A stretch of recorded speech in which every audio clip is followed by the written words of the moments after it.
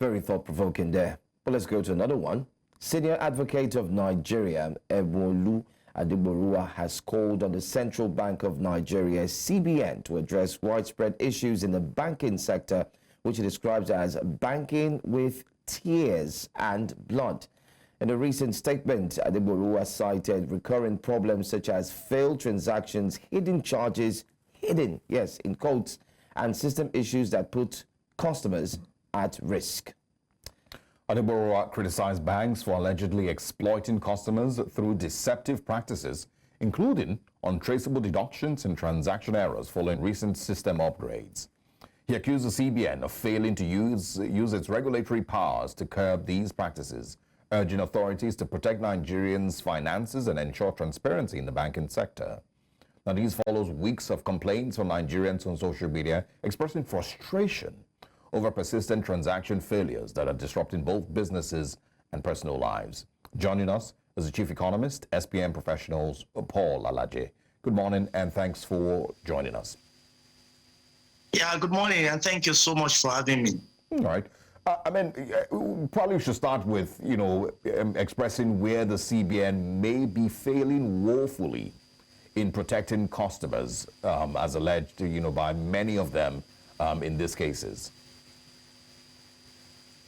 Well, I must first start by saying that there have been a lot of complaints and counter-complaints by a lot of Nigerians regarding Central Bank of Nigeria not doing enough when it comes to depositors' protection or bank users' protection.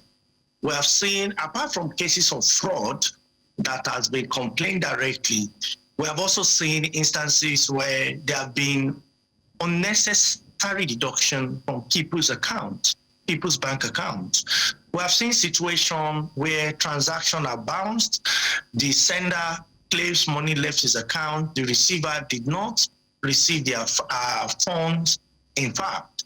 So Nigeria are made to pay for some of these lapses in technology.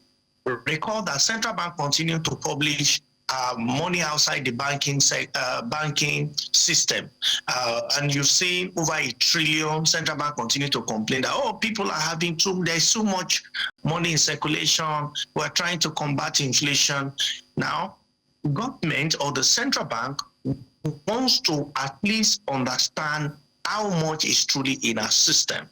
So a lot of people are forced to use the alternative banking platform or electronic banking platform. So that will help us to a large extent reduce the impact of people holding money, combat money laundering, and so on and so forth.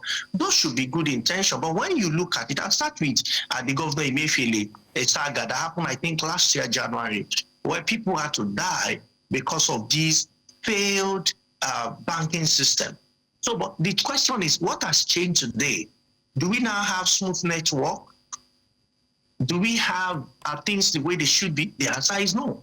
If you still go to some financial institution, I mean commercial bank, there is still cash rationing in those places, including Lagos, the commercial capital, quote and unquote, of Nigeria. So what am I saying in essence?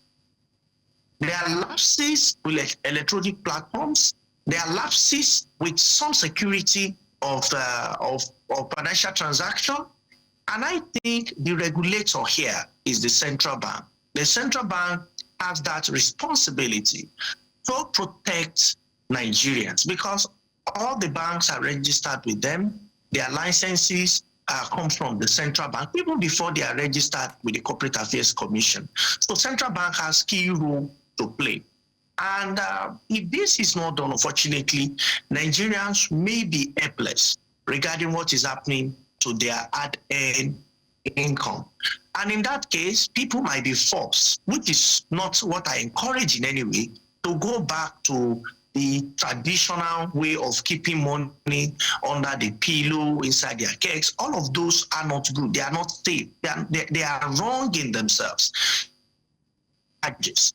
For instance, weekends, you just see array of deduction, 50 naira, 10 naira, and so on and so forth. And it's not just the banking sector, even telco.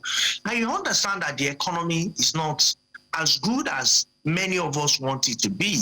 But taking money randomly from people, it's also even more worrisome. You might think that amount is not huge enough, but when you aggregate it, you know we have a lot to deal with. And I think that the core mandate, the core role of banks will be to lend to businesses, especially small businesses. That is the role of bank in the economy.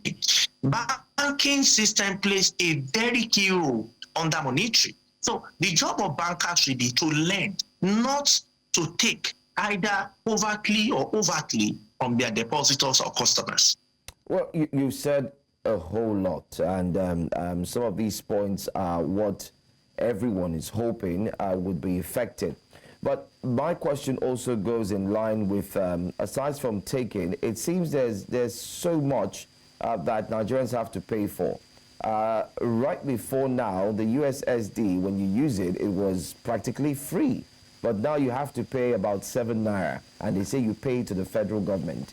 Do you think the federal government should also, in one way or the other, have a say on this? Possibly, since there's going to be a tax reform. Don't you think in that tax reform, it should be spelled out clearly that CBN also needs to be, or needs to effect changes in its policies of how Nigerians are being taxed? Well, I must say that I understand there have been meetings between monetary authorities, which of course include the Central Bank of Nigeria, and fiscal authority, which include Ministry of Trade and Investment, the Ministry of Finance, and Coordinating Minister of the Economy, and some agencies and Ministry of Government that has to do with the economy. The fear here is that as much as individuals are talking, policies are not aligning.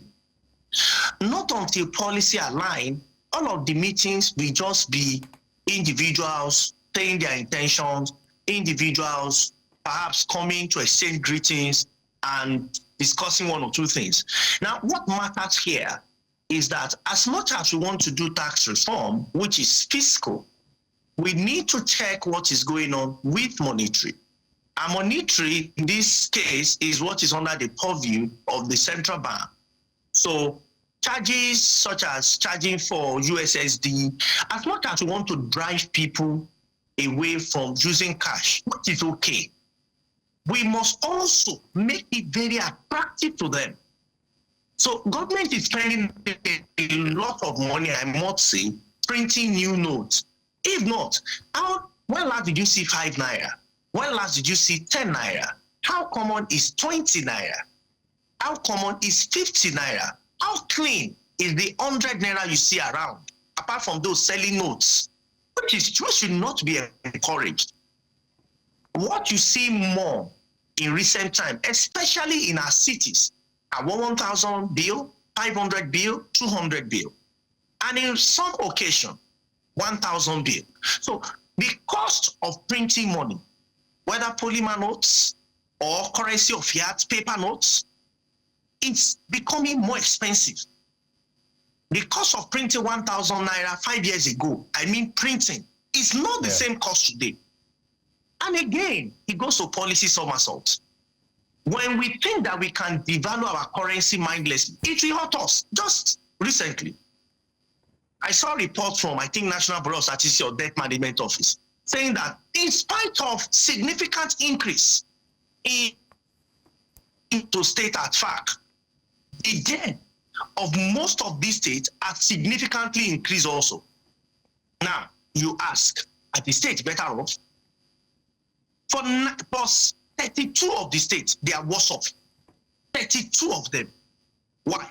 Compare their debts before subsidy removal, compare their debt profile before flotation of exchange rate with what they have today. And check them out. Find the percentage increase. Most of the states are worse off. The intention, however, because I'm speaking on policy that are not aligning. You asked me critical question on monetary authority. The thing here is that the intention of government, which of course classical economics support, will be that when we remove subsidy and we devalue, more money goes to subnational, in this case state or local government, then they will in turn spend the money on their states. I want us to check around, and you can put this on Twitter. How many states has so increased in the last 15 months or 18 months? Can we say that the impact of this in terms of infrastructure, in terms of capital expenditure, has been felt by the people? I don't know, for at least 11 of those states that I have personally been to with our research team, I can tell you that they are worse off. Yeah, I mean, I don't think a lot of people would argue with that. You know, it's a mess generally. You know, across the country and across all sectors. The manufacturers are complaining. The oil marketers are complaining. Everyone, you know, seems to be drowning. But Mr. President thinks otherwise. Unfortunately, the complaints will not end. Yeah, I want you to, you know, just quickly, because we need to go. I want you to quickly respond, because Mr. President in the newspapers this morning says that the most challenging economic period is now over. He says, you know, Nigerians, you know, should be more cheerful, that, you know, the challenging period is over. So I was asking earlier, what is the metric with which we use to judge this challenging period being over by Mr. President? Well, I don't want to interpret or reinterpret what the president is saying. I'm an economist. And as an economist, there are economic indicators. So if you want to tell whether economic concerns are over, we use economic indicator. Fourth, what is happening to GDP? Nigeria's GDP, when you use Naira terms, is above 3% year on year. But when you use dollar term, is worse off. We are worse now than we were in 2014 when you use dollar terms. When you use dollar terms, we were worse than we were in 2000, even during COVID. That is when you use dollar terms. Why? Because our GDP is now between $280 billion to $300 billion.